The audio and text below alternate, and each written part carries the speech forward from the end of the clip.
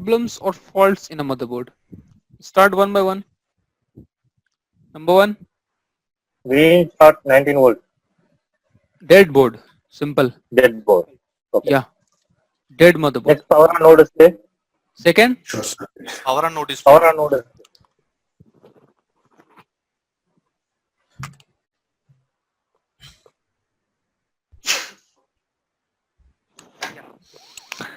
Go Corona. power on no display.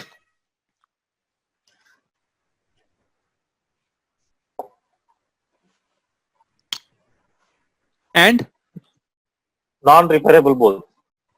okay, that's a miscellaneous topic. Another one, Short circuit. Battery not charged. that's here, dead board. Battery not charged. Yes, charging problem.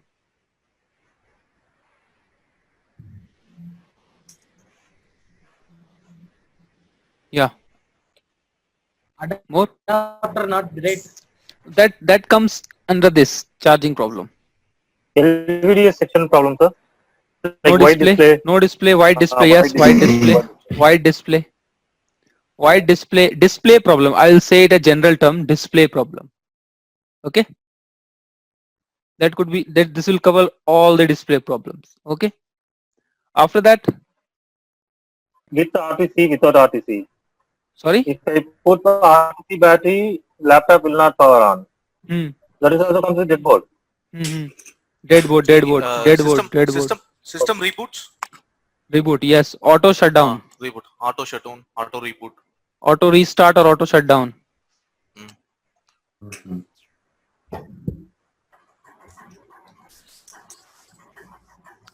Anything else? Graphics. What graphics? Graphics Comes under display. That you will see after opening the motherboard. Customer will not say that there is a problem in the graphic. He will say these problems. Okay. The HP means blink and light blinking. Caps Yes. lock blinking. DC Cap lock DC LED blinking. and Dell beep sound. Yeah, beep sound. 7 beep, 3 beep, like this sound. Anything else? Working on adapter not in charger. This is Sorry, here. working This on, is here. This is here. Charging problem. Okay, okay. Everything cover here. This is the major part. Everything, every problem will cover in this. Okay, heating problem. One is heating problem. Heating problem. These are the major sections or the problems that you will come across when you are repairing any motherboard. Okay, or when you are having service center of a motherboard, the customer will tell you these problems. These are the list of problems that you need to be expertise, that you need to have expertise to solve the motherboard. Okay, so first of all, you should understand which problem will be caused by which section. That is the most important thing that you need to recognize first. That if I'm talking about dead motherboard, then what are the probable causes that will generate this problem? What are the probable causes? We'll first cover this dead board. Okay, then we'll proceed one by one. Okay, first of all, I'm going to start with dead motherboard. Right, dead motherboard. What are the causes? How you will troubleshoot? Which pins you have to check? What points you have to understand? What calculation you have to do?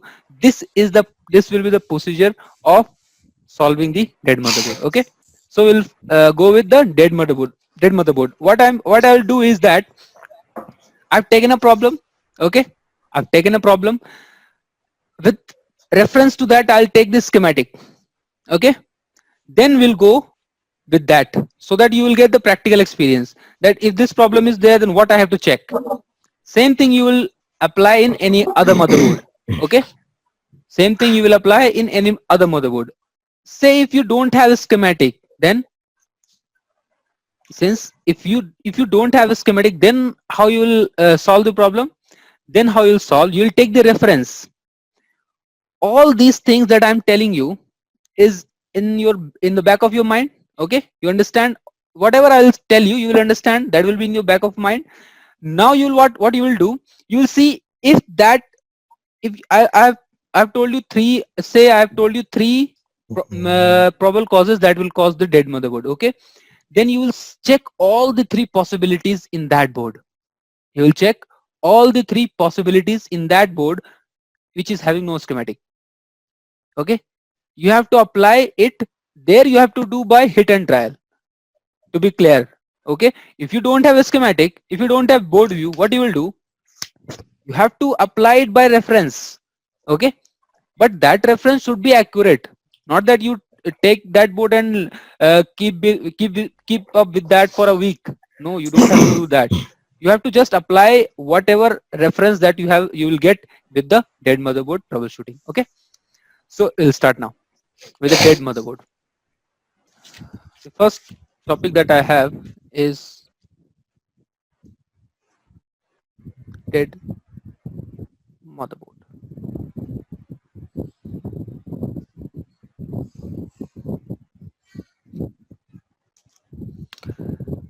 First, I'll explain you the sequence in which the power will flow in a motherboard. I'll explain you the sequence, a generic sequence. It's not a particular for a particular motherboard or in general for all motherboards. It will be a generic sequence that will be a common philosophy for 90 to 95% motherboard. Okay, follow it carefully. Then we'll jump into the schematic. First of all, we have an adapter. Okay, it will provide me 18 volt. This will come as two MOSFETs. Comes to two MOSFETs. Okay, these two MOSFETs, there could be n number of combinations. In this section, there could be n number of combinations. There could be a p-type MOSFET, n-type MOSFET. There could be a both n-type MOSFET. There could be both p-type MOSFET. There could be a diode and a MOSFET, and there could be a single MOSFET. Okay, this can be the configuration with this point, with this entry. This is the 19 volt entry into the motherboard.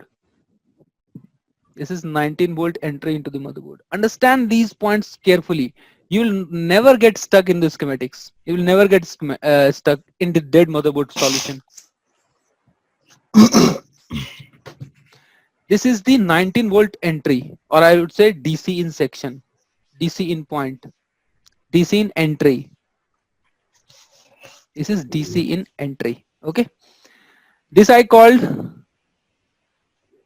blocking MOSFET, B MOSFET. This is blocking MOSFET. This I called switching MOSFET. Okay, this could be interchangeably used. This is called blocking MOSFET. This is called what? Switching MOSFET. Okay, then it comes out. This 19 volt, sorry, or 18 volt, it goes in two parts.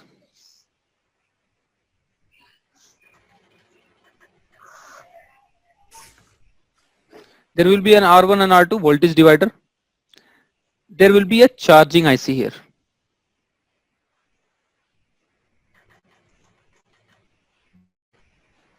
This will be a charging IC. Okay. There will be a sensing resistor here. You will see this point connected to the charging IC. Okay, this is a sensing resistor. And there will be 2 points coming to charging IC from it. One point will be from here. This will be VCC or DC in, sometime AC in also. And one point coming from this side, it will be AC detect or AC OK, sorry, AC in. These 2 points you will get here. Okay, this is a charging IC. This is what? 19 volt entry. This is a 19 volt detection. Okay, after detecting the 19 volt, this switching, this switching is known as the Dcin switching. Okay, the switching of these two MOSFETs, blocking MOSFET and switching MOSFET, this is known as the Dcin switching. That we will discuss today in today's class. We'll discuss this only, the Dcin switching. Okay, so this switching can be done via 3 points. We'll discuss this later. 3 points. Remind me after I complete this portion. 3 points and I have to tell you. What are the 3 points that will switch these two MOSFETs? Okay. After getting switched,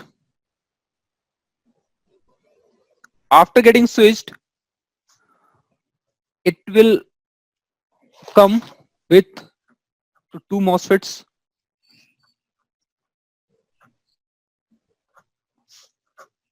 The ground, and this will go after coil to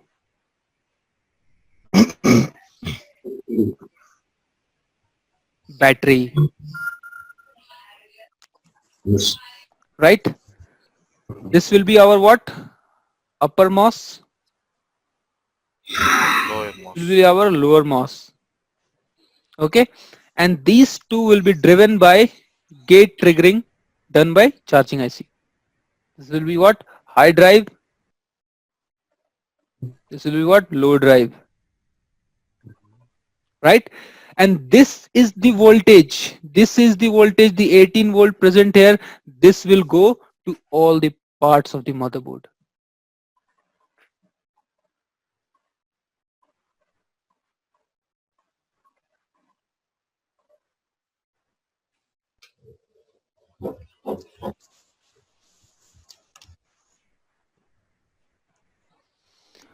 Are you understanding the philosophy now? Yep. Yeah, this is the 18 volt entry into your motherboard. Okay,